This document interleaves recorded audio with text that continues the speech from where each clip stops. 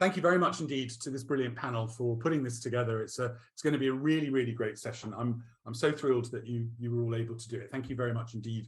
Hello, everybody. Welcome, everyone. Welcome, Gabrielle. Welcome, Lou. Welcome, Lenas. We have 75 people signed up for this afternoon, which is great. And obviously, as you know, the session is being recorded and will be available on our YouTube channel from Monday. Normally, we let these out just to the members for the first few weeks, but for this one, no, it's going to be completely public. So welcome, Johanna. Hi, Juliana. How are you? We'll give it a couple of minutes just for people to come in, but I'll say what I always say when we start one of these. It would be nicer to be in a hotel somewhere. We were, which was amazing. We were all in Seville, and that's actually what brought out the reason for doing this follow-up session. It's going to be covering new things, and obviously I'll hand you over to Ben in a second, who will introduce. But it was great to have this session in Seville, and to actually all be together in person felt quite remarkable. So, Ben, what I'll do is I will hand over to you. I'll just take myself off screen. I will be in the background if you need anything. But Ben, thank you very much indeed for putting this together. And to Narana, to Winnie, and to Shada, great to see you. We'll catch up at the end. Thanks, Dom. Thanks, Dom. Thank you. Thanks so much. And thanks to everyone watching in. I think we've got over 20 people already, which is great. Happy Friday to all of you. As always, it's a pleasure just to speak with the panelists, but also have a group of you here today. So if you do have questions or comments, please do just put them in the chat and we'll try to get to them as and when we go through, or obviously we'll have some time at the end. But just quick thanks, first of all, to Dom and Tad and everyone at EuRA giving us this opportunity and this platform to follow on the discussion that we had and that we called Thinking Outside Our Comfort Zones, that was focused on DE&I initiatives and possibilities that we need to progress in our industry as we continue in this post-COVID world. And just an introduction as to myself and panelists. My name is Ben Sukia, for those of you who don't know me.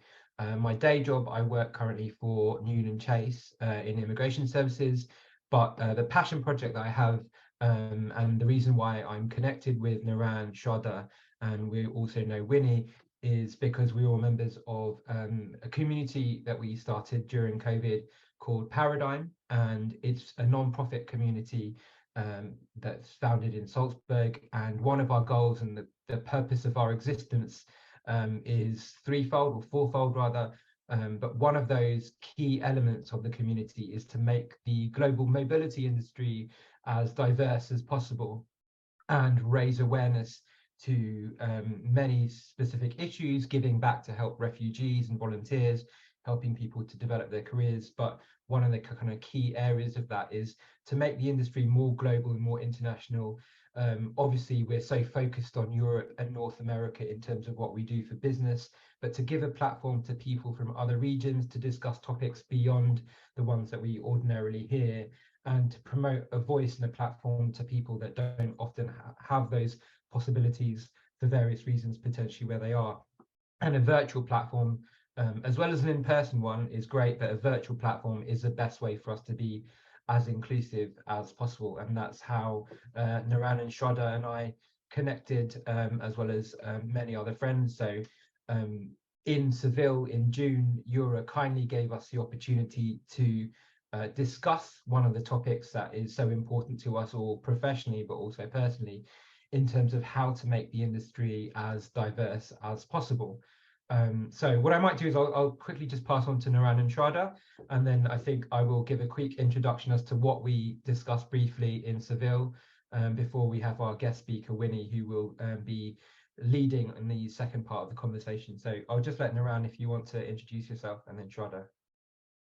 Great, thanks so much, Ben. And yeah, big thanks to Dom, Tad, and all the EuRA crew for this special, unique opportunity. It's so encouraging that we have this platform to be able to have these conversations. My name is Naran Zaroug. I run my own consultancy called New Light Consultancy and work with both corporates and vendors in the space on all things kind of sales, marketing, events, strategy. Been within the mobility world for a long time, 15 plus years now, and really passionate about the DE&I space and really making progress and really kind of breaking down the title to making it kind of tangible, accessible, and helping people kind of understand that very, very small wins can make a tiny difference as well. So excited for this discussion, and I'll hand over to Shraddha. Thanks, Nuran. Yeah, my name is Shraddha Mittal. I'm here from, I'm based in New Delhi in India, and I run a DSP called Resettle. We all met each other through global mobility, which is great. And I think the pandemic gave us an opportunity to talk about how we felt, what we thought was lacking, inclusion, accessibility, equality of all kinds. And I think it was interesting when EuRA gave us an opportunity to put together a panel of diverse people, which represented various geographies, various walks of life, etc. And it gave us the opportunity to bring that discussion to the table. So big thank you for that. And I think we're looking forward to today's discussion, not just to tell you more about what we talked about then, but to also hear from an expert on policy, on her experiences, on what things are like, and just to get this discussion to the table and make it an intentional one. And handing over back to Ben. Thanks, Shraddha. Just a quick thanks again to EuRA, because as far as I'm aware, and I'm sure Dom or Tad may have some comments, that the panel that we put on was, as far as I understand, one of the most diverse panels in terms of the speakers that spoke on that panel. And I would like to give a huge shout out to two of the other speakers who I'm very pleased that they're watching today.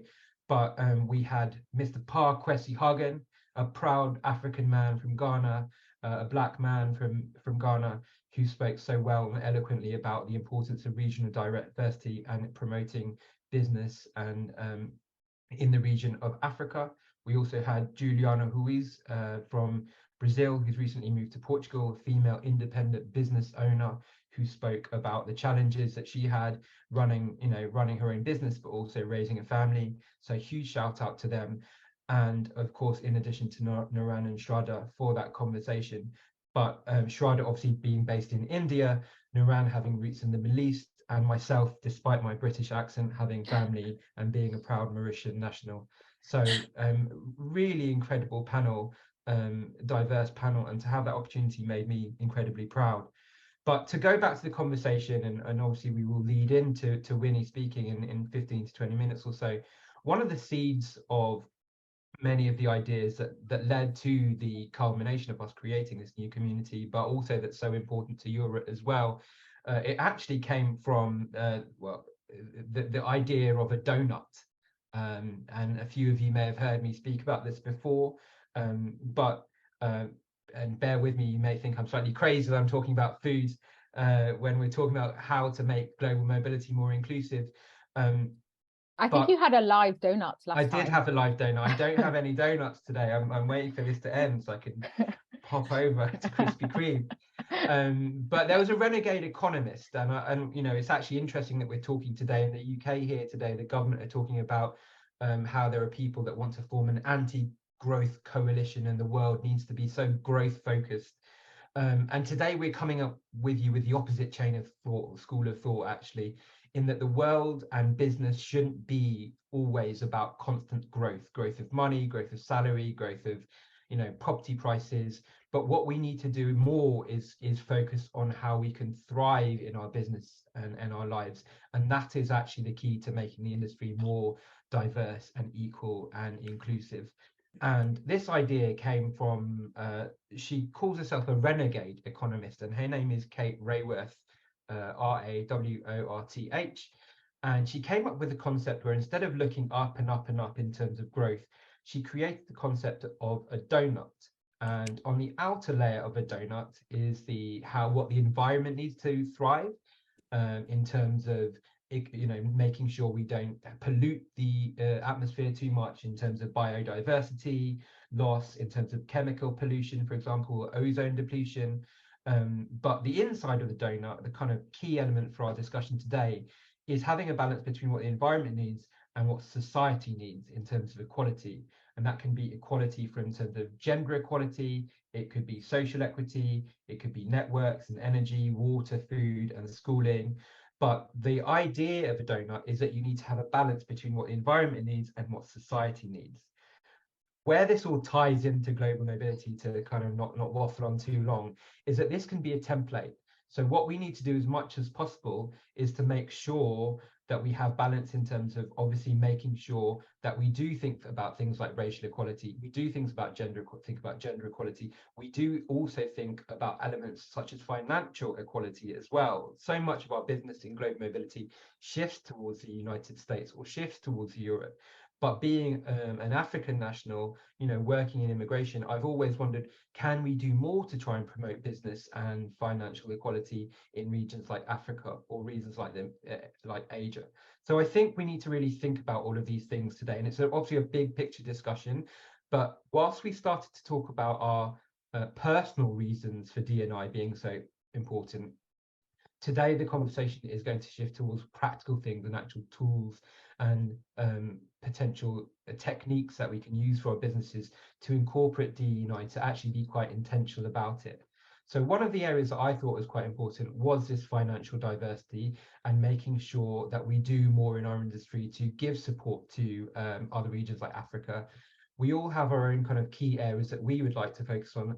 And one of the elements of the donut that I talked about was this gender equality. And I know it's something that Shraddha feels, and you know, we all feel strongly about. Shraddha has some thoughts on that topic, and I know that she wanted to discuss this briefly in terms of what she recapped on in Seville.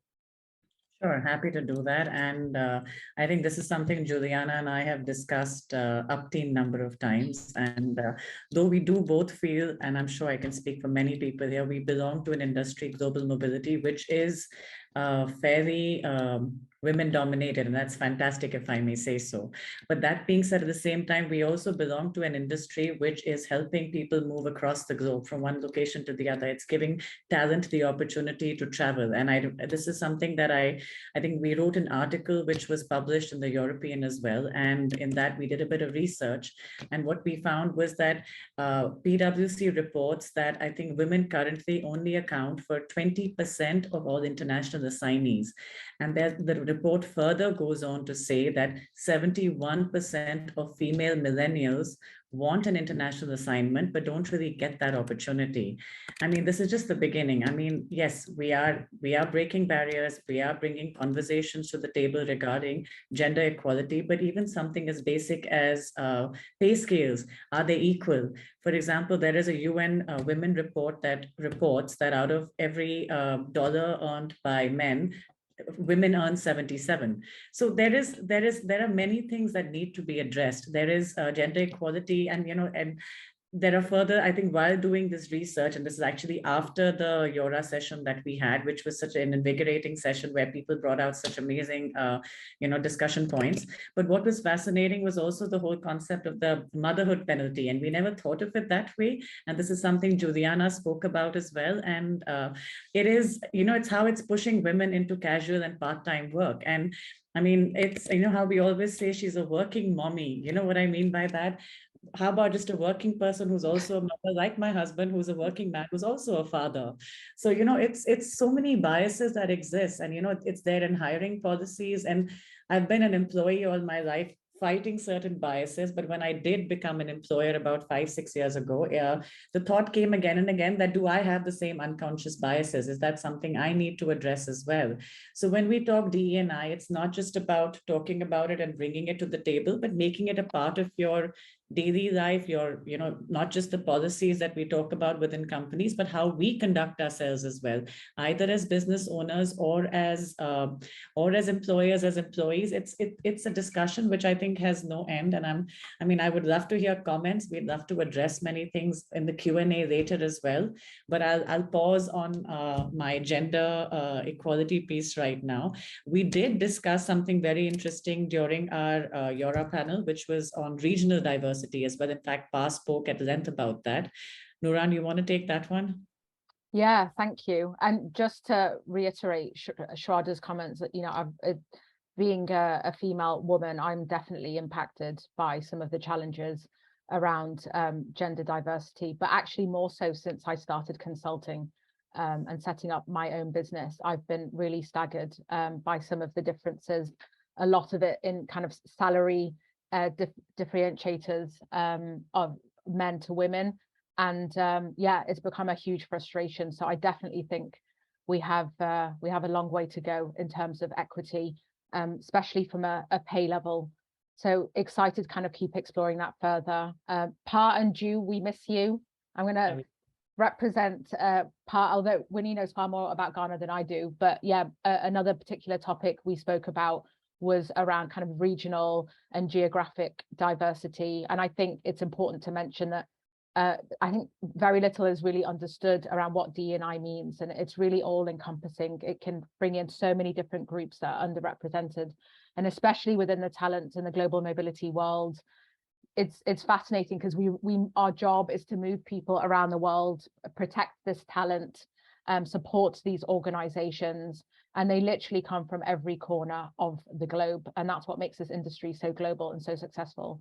But there are times when the voices and the references are very much kind of European or US specific, and I think more needs to be done to bring in those voices and those perspectives. I think EuRA actually have done a great job in this and moving these conferences around. I know any day now, Tad and Dom are off to the US and then doing Costa Rica after ERC, which is a big deal, and they've been in Dubai in the past as well. And for me, it's having been brought up in the Middle East and then come to the UK at the age of 16, I was really staggered by the differences in culture, in expectation, in appearance. And I think it's really important that more can be done to access voices, views, experiences across the Middle East and Africa particularly, which are two regions I'm hugely passionate about because my heritage is in both camps actually.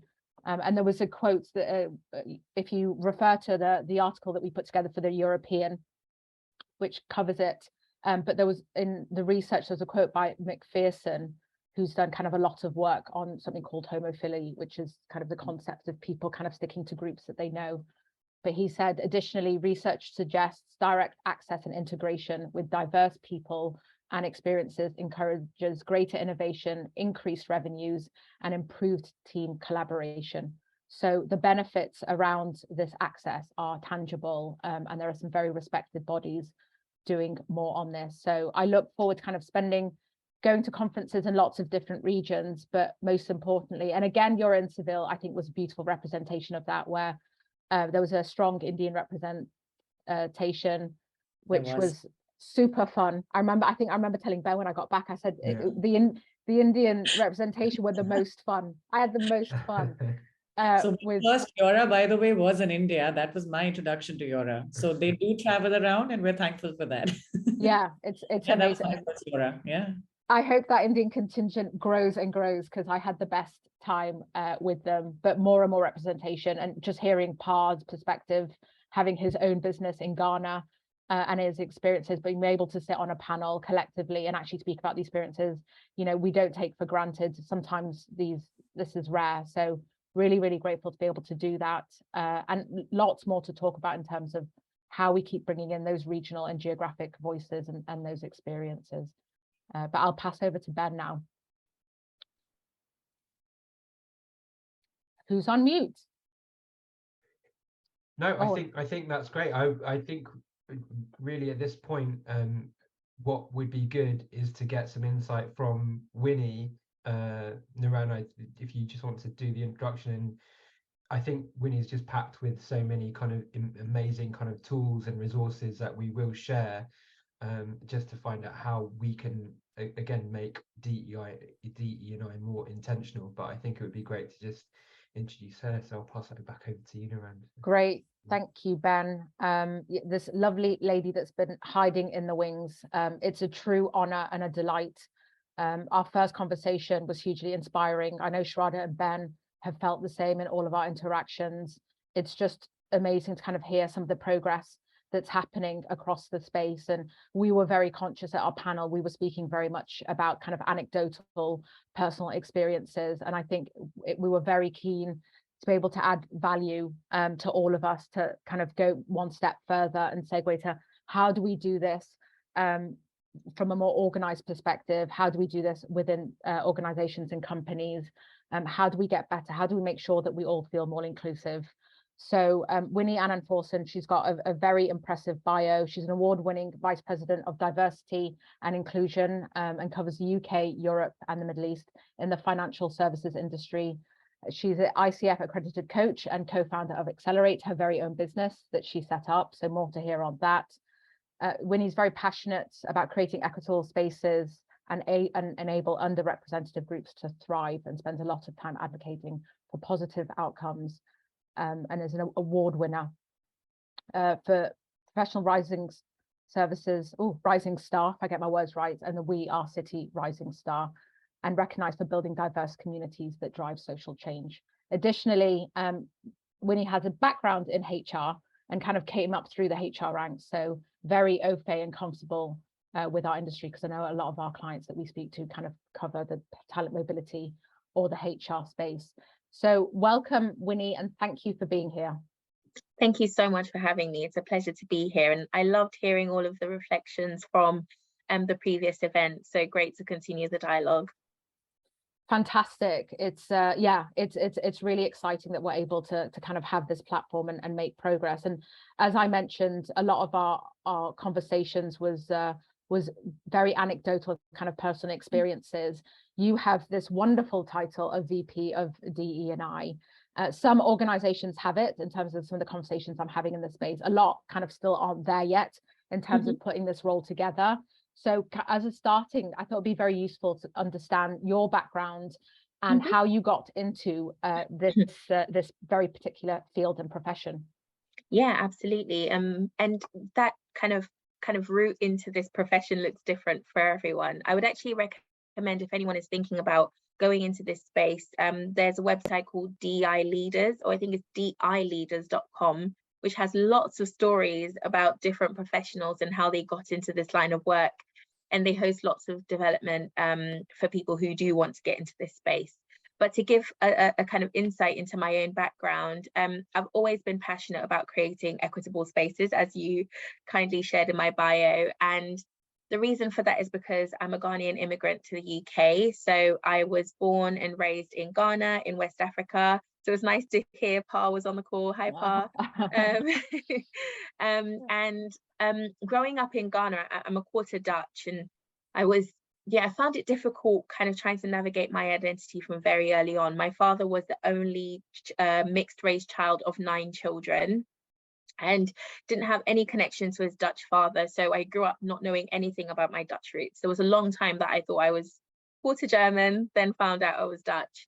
And there would be lots of questions about that side of my heritage that I never could answer growing up in Ghana. And then there was a similar experience moving to the UK, where people didn't understand, Ghana as a place, where I was from. You'd get those awkward questions. So I've always grown up understanding that identity has a massive part in the way that you're perceived, the way people receive you, the way people engage with you. And that had always piqued my interest. Moving on into the graduate world, I'd always been passionate about helping people succeed. So I actually thought the best way to do that would be in HR, like most people do. I love working with people, let's go to HR. And I started out in learning and development, designing a broad range of training. So that would be technical skills, leadership capability, training, and upskilling people and helping them to grow in their careers, which I really enjoyed. And I think probably a lot of my learning background does still inform the work I do in DEI. I then decided to broaden my expertise from being a specialist in HR into HR business partnering, where I actually partnered with our own travel business in the financial services world that I work in. So I did get some insight into some of the work that some of you do, but also other operations and technology areas. So mostly global teams across Singapore, India, different locations in the US, Europe, etc. So it gave me a really big standing into the broader life cycle of colleagues and how an organization really drives change across the piece. And that also included things like location strategy, right? Where do we have a presence in higher cost locations, and how do we navigate that into lower cost locations? So it really gave me a sense of how geography plays a role in diversity. And fast forwarding on, I decided to build my commerciality and went into banking, ran a banking area for a few years, managing teams of up to 300 people across 26 locations. And it was in that time, what I hadn't mentioned is that when I started my career in banking, I didn't meet many people who looked like me or were a similar age in my team. That kind of 21 age. I'm not 21 anymore, just in case you couldn't guess. I know I look. You still look 21.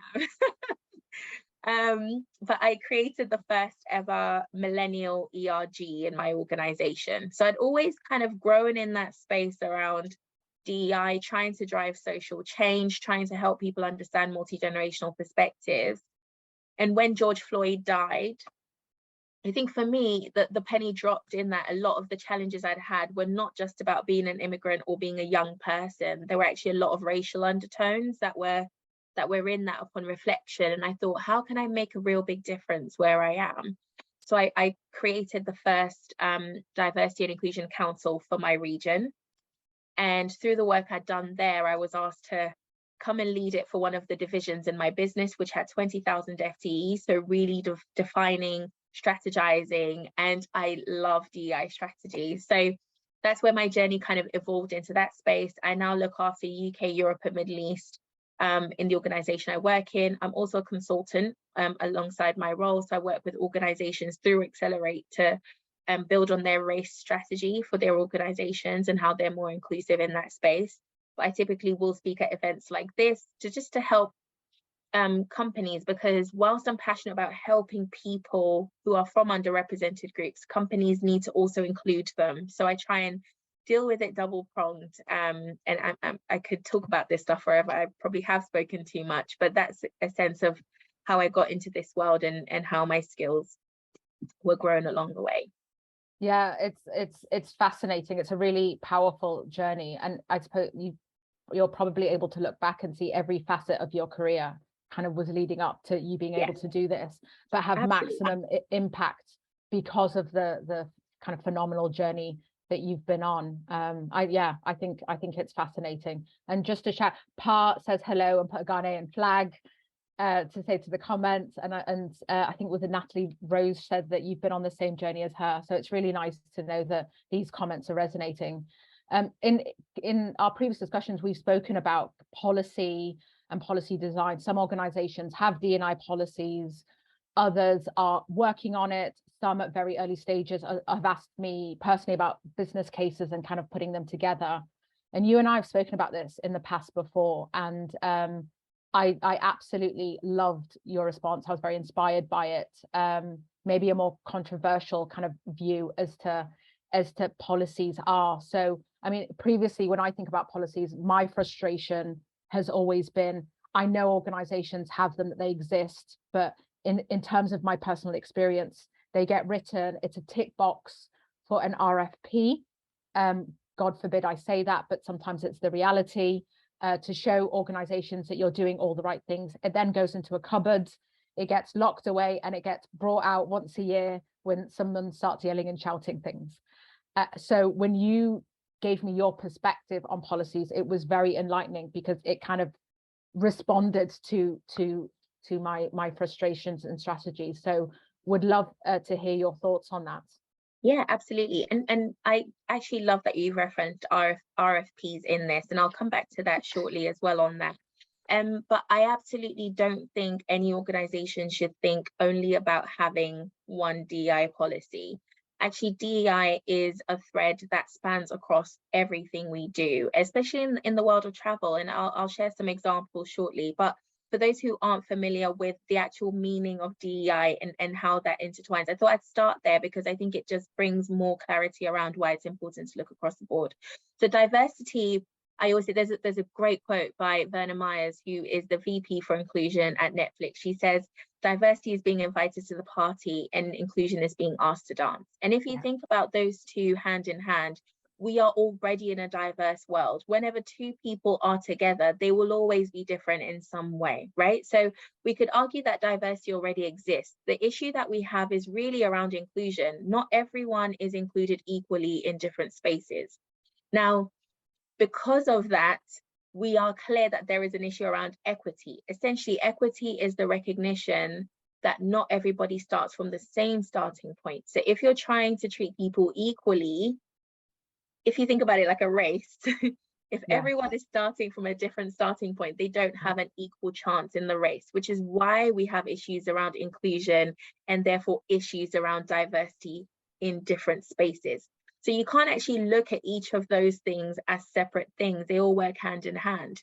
And an organization could really drive inclusion, but actually they could be trying to make people feel included. But if a person doesn't feel like they belong, there's nothing you can do to control that. So all of those facets work hand in hand. So thinking about that as a separate piece, there's so much research around the business case for diversity. You know, businesses can make up to 35% more revenue if they have diverse leadership teams, right? So it just demonstrates that by thinking about how all of these facets are interwoven into all of the facets of the work we do, that's the best way we can drive positive change. And if I think about some examples in the travel world, for example, it could be accessibility for, you know, when travel is being considered, and what are the policies around accessibility as part of the end-to-end travel experience, right? It could be for colleagues thinking about things like the parental leave. I know Shraddha talked about working parents. I'm very passionate about this topic as well.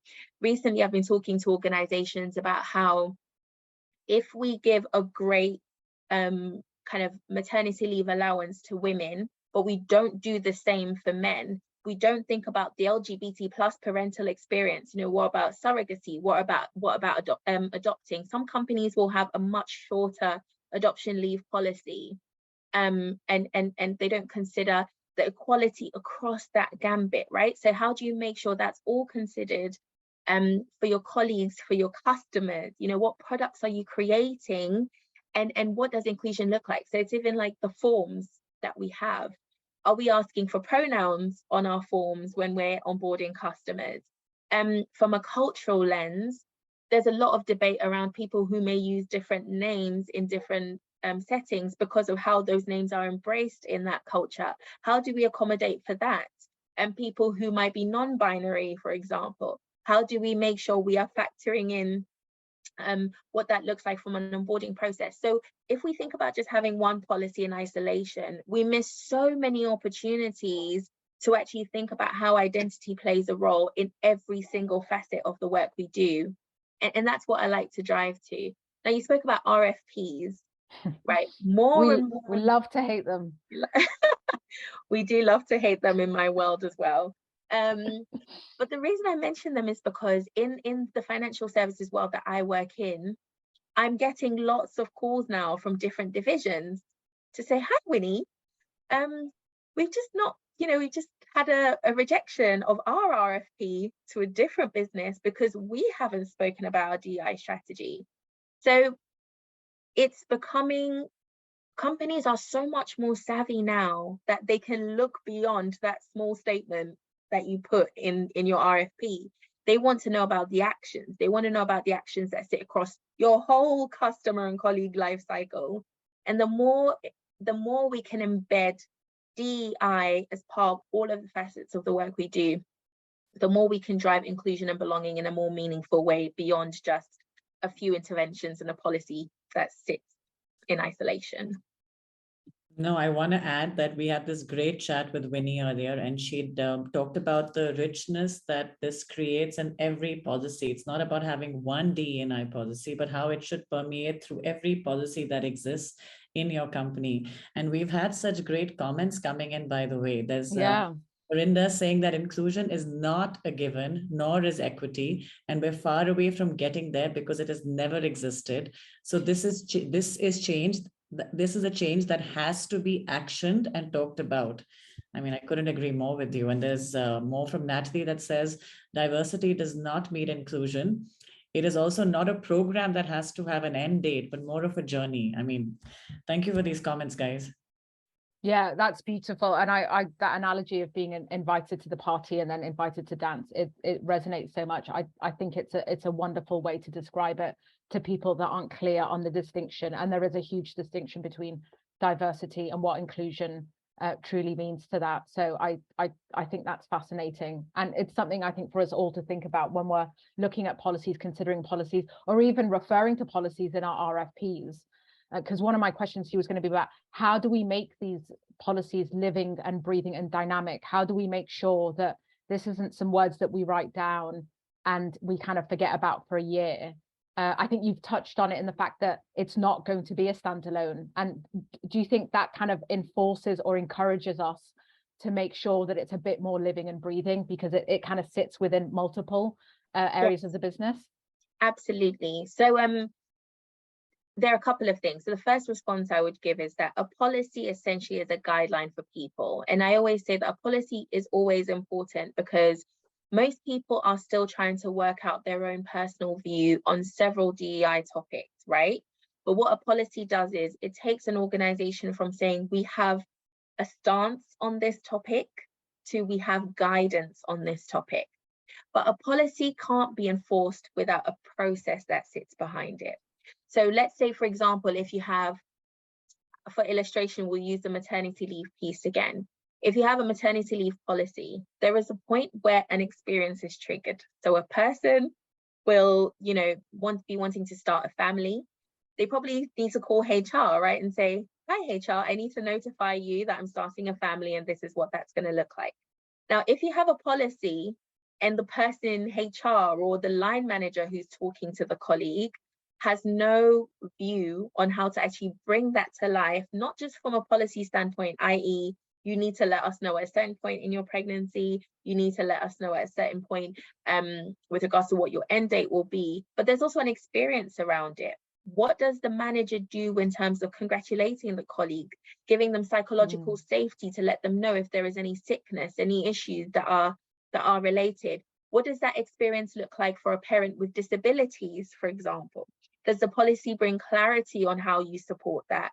Does the policy bring to light what you do for someone who identified as part of the LGBT+ community? So there's a process that will always sit behind the policy, and without adequate training, without adequate guidance, and without adequate, I guess, encouragement to personalize that experience as possible, and also the safety as well to support those who are in these positions, it's not always possible to enforce it. So that's what I would say. I think the first is in embedding, it's about all of the different nuances.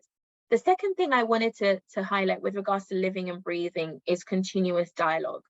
Yeah. So in some of the organizations that I've worked with and consulted for, what we've done is thought about how the colleague voice plays a role in this.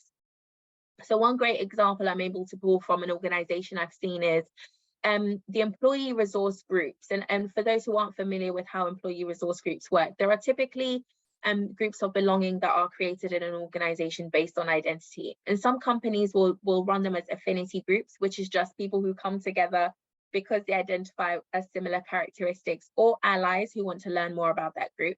You could have employee resource groups that are slightly different because they influence business strategy. So they actually have to feed back to the business around what they want to see change. And then you have business resource groups who are owned by the business, driven by the business, funded by the business. And if anything, the colleague is a participant rather than a driver.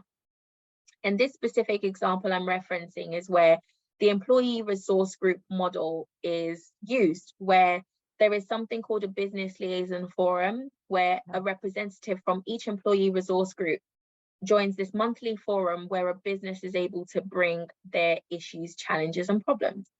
So they'll say, we are creating a new banking product, for example, and this is what we think it should look like. And then people will say, well, have you thought about how a disabled person might use that product?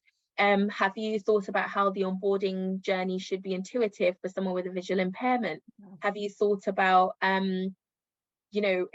like the cultural lens of how this product will be perceived? Have you thought about how we can pitch this to people from lower socioeconomic groups? What's the criteria and how do we make sure it's inclusive from that lens?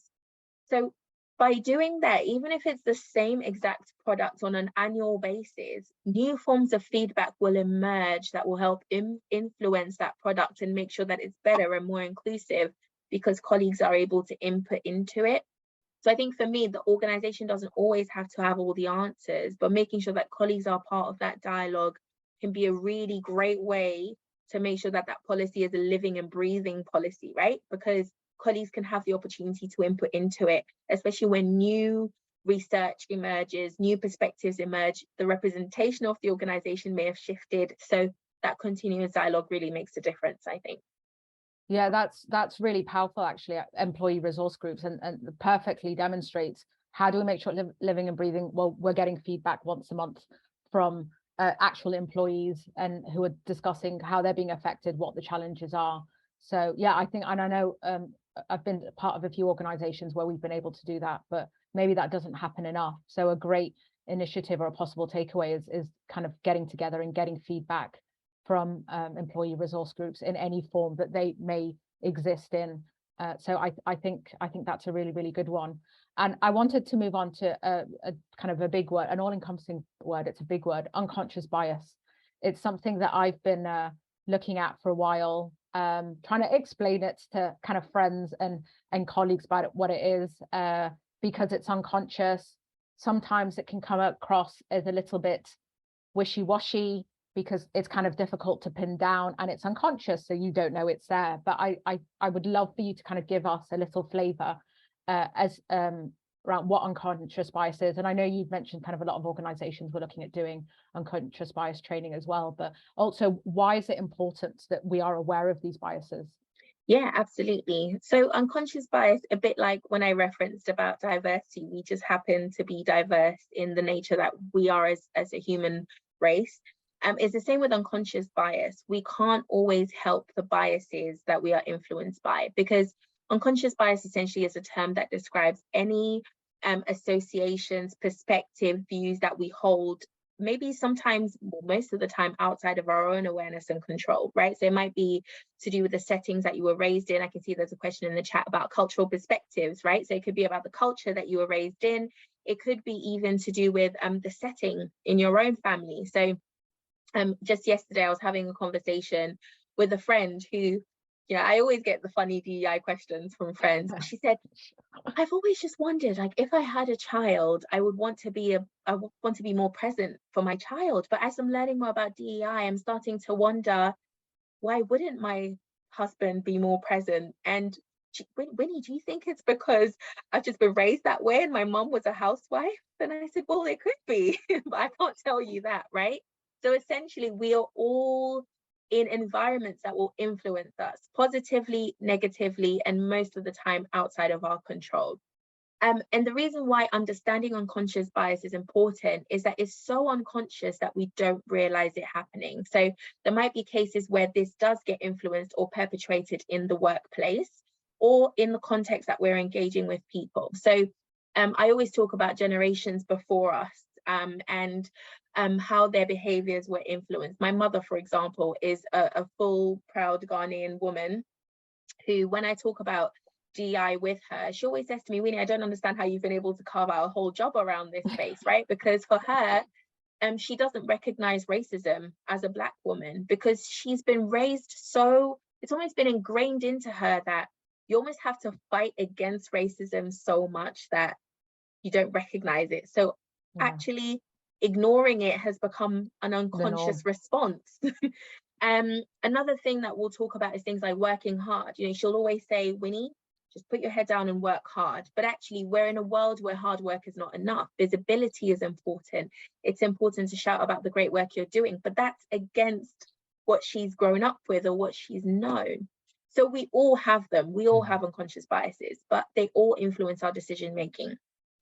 And that could show up in things like interview panels. If you have an interview panel of maybe one dominant demographic, you typically will find statistically that the chances of different demographics getting through an interview process will go down further because they haven't met many people who look like them, unless they are aware of their implicit biases that they may have and are conscious to work against them. So you're almost having to work against what your brain is normally telling you to do. And that's tough if you don't have awareness. Now, unconscious bias training came in such a big wave that actually a lot of companies and across the DEI industry, there's been dialogue around, should it not be a thing anymore? And actually a lot of companies are moving away from it. I think there's a big need for a more mature conversation about unconscious bias, in the sense that we may not necessarily want to talk about the topic in isolation, but what does that actually look like in the context of other things? And I think that's where we need to get to. I know we talked about any tools that would be helpful. There's a really great tool called the Harvard Implicit Bias Test, which has multiple bias kind of assessments that you're able to do in your own time. And it gives you a view of where you have any hidden biases. And spoiler alert, you will all have one at least. But I think it's great to see what those biases are. Sit and reflect about where they've come from. Maybe talk to other people about their biases. I think it makes for an interesting conversation. And then think consciously about how you work against those biases when you're engaging people moving forward. I think that's very important. It's the Harvard Implicit Bias Test. Yes, I think we've got that link somewhere. So I think one of us are going to be able to put that in the link in the chat. So you've all got access to it. Dom has just posted that link. I think the test results are fascinating. I did that for myself yesterday. Yeah, I did it too yesterday as well, actually. I strongly recommend everyone does, because we all, it's not a white thing and a black thing, or it's a human thing. We all have them in stacks, and I think it's one of the most fascinating kind of self-reflection testing that you can do on your own, and be really honest and sit with yourself. So I think that's a beautiful thing to do. Ben, were you going to say something? Yeah, Winnie, just want to kind of elaborate on a point that you were referring to there, that I've always been, or for the last few years, I've been fascinated by, because I don't think I would have this opportunity right now, but for people further down the line in their career, maybe much more senior than me, that have had several years more experience than me, to have helped me get where I am.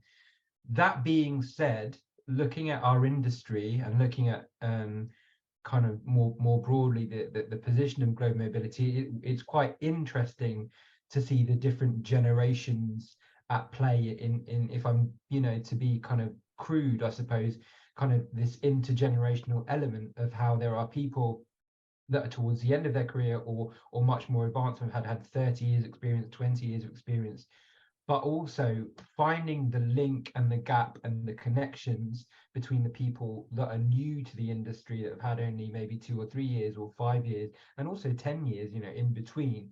And I think, people that have had loads of years of experience can learn from people with new ideas, and quite obviously from the mentoring perspective, that is reciprocal. But I'm curious to know what your thoughts are in terms of this idea of the importance, or how businesses can benefit from what I think we called the other day intergenerational diversity. And perhaps if you could elaborate on that, it would be very interesting. Absolutely. It's a huge passion of mine. I think you've articulated it so beautifully, in the sense that, to link it to unconscious bias, there is so much bias that exists around young talent and what they bring to the business, and whether or not there's enough of a contribution. I think that's even widened so much more. When I started working in this space, and we would talk a lot about the millennial generation and how they were termed lazy. Now, millennials probably make up half of the working force, right? And actually, we now look at Gen Zs, and I see the same cycle perpetuating, in the sense that it's, Gen Zs, when they're not happy working in their company, they just leave. But actually, there's a lot to be learned from the different experiences, and each generation's ability to, because of what they know and have experienced, to bring different perspectives to the workplace. So to give you just a simple example of how this plays out is technology, and the way technology is approached, and the change and the pace of change that this generation, Gen Zs, I'm not a Gen Z, by the way, spoiler alert as well, but the perspectives they bring because of their pace of managing change. If I think about when I started school in Ghana, when we were learning about using computers, coming to England, right? And then at first I thought it was like a across the pond thing, but I realized that I am part of a generation that kind of grew up with heavy desktops, right? like pressing the cassette tape to listen to record the music I wanted to keep listening to, and to the point where we've gone through what were they called, like the CD compact things that you could carry around. Now we're in the generation of like Bluetooth, Wi-Fi, everything like that. But for the next generation, that pace of change has been so much more organic, right? So there's something about different generations and our attitude to change, our resilience, and how that can influence things in different ways. There is the other side of that though, where different generations have different attitudes. So statistically, younger generations typically will stay in an organization for 2 to 4 years, not because of their attitude to commitment, but more so because there's a lot of value in development, learning, and changing environments to pick up on those experiences. So when an organization can understand that, what they can do is to create enough diversity in the way that colleagues move around, internal mobility policies that mean that colleagues can get that richness of experience in that same organization. Another way I've seen that work really well is when companies have thought about their alumni management strategy, right? So if someone can leave an organization in 2 to 4 years, they could also come back in 2 to 4 years, right? So how do you create a touch point for people who have left the organization and make that return organic? So actually understanding different generations is so important. Another great example I'll share really quickly is I've seen a lot of organizations think about how they can job share, or what's the word? Yeah, job sharing, where someone from an older generation will do the first 3 days of the job, and then someone from a younger generation, maybe like a new parent, will do the other 3 days of the job. So they have one day where they're working together. But for someone nearing retirement, there's a wealth of knowledge, experience, expertise, but they probably don't want to be working full time because they're trying to find a better work-life balance. But for someone at a different generation, maybe they just want 3 days at work because they want to just enjoy their life more or build a better work-life balance. So I'm seeing a lot of organizations tap into and harness these opportunities to share generational perspectives in a very practical way. And I think that will only continue to grow with more generations in the workforce. The alphas are coming soon, so we better watch out. Thanks, Winnie. That was a really helpful response. That was really interesting. And it's a really beautiful vision as well, of being able to tap into these multi-generational workforces, and it's like the 360 perspective. I think that's amazing. Feel free to kind of send in some questions. I think we've had some really great questions and comments actually. Mirinda has said, glad there is a discussion about generations, Gen Zs, etc. Another group that has always suffered bias is the older than 50s or 60s. How often these people are denied new opportunities because people assume they're done with development. Huge inclusion homework to be done. I think that's a really good point. Thank you, Sabine. Any other, am I missing any other questions, Shraddha or Ben? I think Massimo had his hand up, or okay, I think maybe he's put it down now. So yeah, put them in. We'll try and keep a name on them. One kind of final quick topic before we go on to quick tips. We were talking briefly when we got together about allyship and being an ally. For some, it's a new word. For others, they're aware of it. I've kind of bantered about in different regions. I actually did that for anyone that's interested. There's a LinkedIn course called Being a Good Ally, and it literally took, I think, an hour to give you an insight. But I think it's something that I'm quite passionate about, because there's been moments when I've been in organizations where I really needed an ally to kind of support me. And I think there's potential going forward. But you spoke beautifully about how there's different kind of tiers and levels, so it becomes accessible to all of us. So would like to hear a snippet of that. Yeah, absolutely. And for anyone who's not familiar with the term, essentially an ally is a person who may not identify as part of a different group, but want to support a person from that group.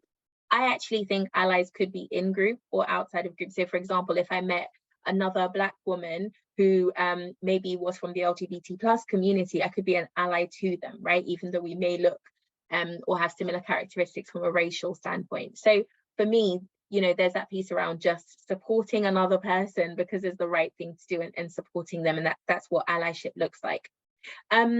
So there are a couple of things, and I wanted to reference the Jennifer Brown Ally Continuum. It's a great tool for understanding how one can build their own journey on allyship, because allyship is a journey. I think someone referenced earlier that diversity is a journey. It's the same with allyship, right? We are all learning and growing on our journey. And Jennifer Brown's model is a great way to almost kind of take a pulse check on where you are, right, as a person, and where you need to grow in your journey.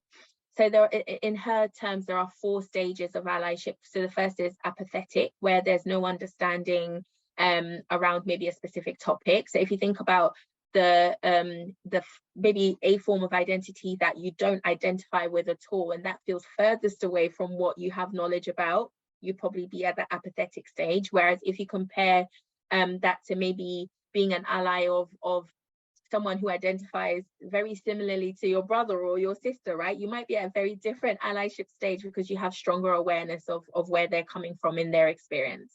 The next phase is then aware, which is starting to understand the issues, starting to understand what the problems are. And then active is when you take a more active role. So that might be maybe calling out microaggressions. If you see someone, saying something derogatory against a person, speaking up and lending your own privilege to support and say, actually, I don't think that was the right thing to say.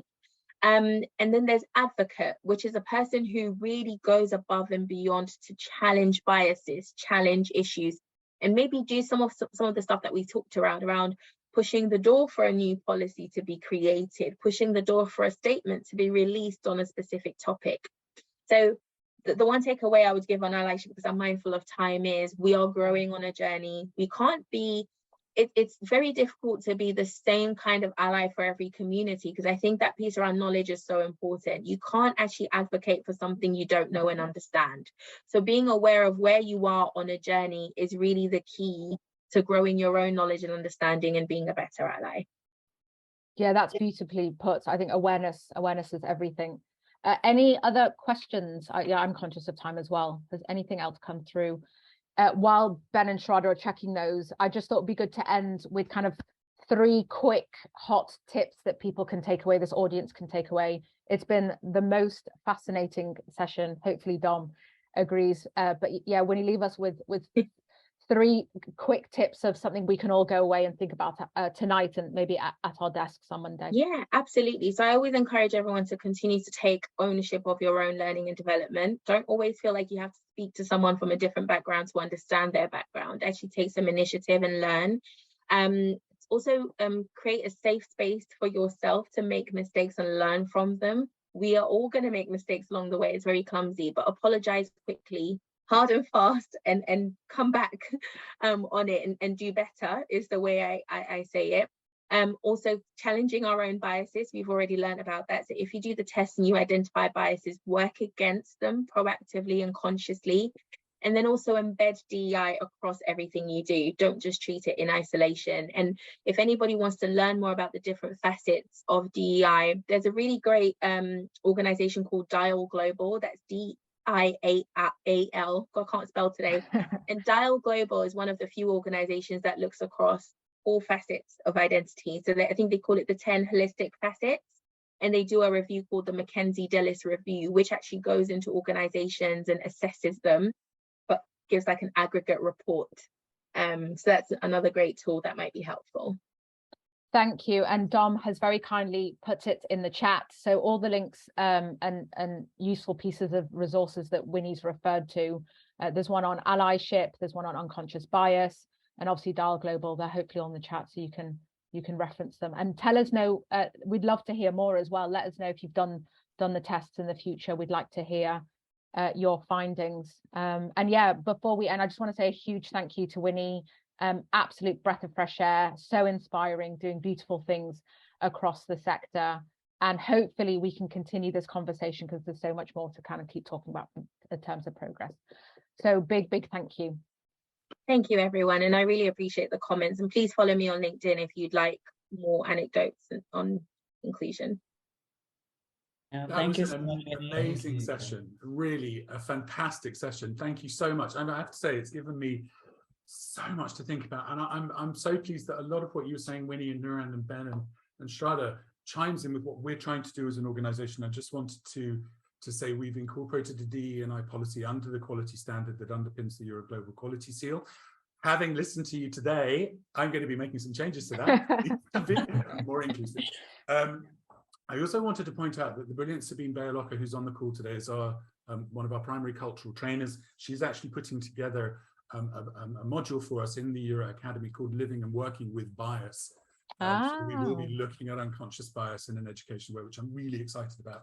And also, Tad just wanted me to point out that so much of what you're discussing here ties in with the wider issue of sustainability. I think sustainability is now starting to much more incorporate, in the same way that DEI is incorporating so much more stuff. And he just wanted me to point out that before the International Association of Movers, the WERC, EuRA, and various other organizations, FIDI, are working together to put together a mobility strategy for sustainability and DEI that will kind of apply on a broader scale. So everything you've talked about today has just been unbelievably relevant. So I cannot thank you enough. Ben, would you like to? That's amazing. No, Thank really, you. Really, thank you, Dom. We really appreciate it. I think, you know, on many of the sessions, we always talk about continuing the conversation. That is so incredibly important to us. Obviously, you gave us that first opportunity in Seville, and our goal there was to have the opportunity to continue the conversation, but to continue that to a wider audience. And you know, for everyone joining today, we really appreciate that. But this is also something that we care about professionally. But again, we talk about policies and things like that. We go back to this idea of the donut where businesses sit around. It's actually what people take into their homes as well.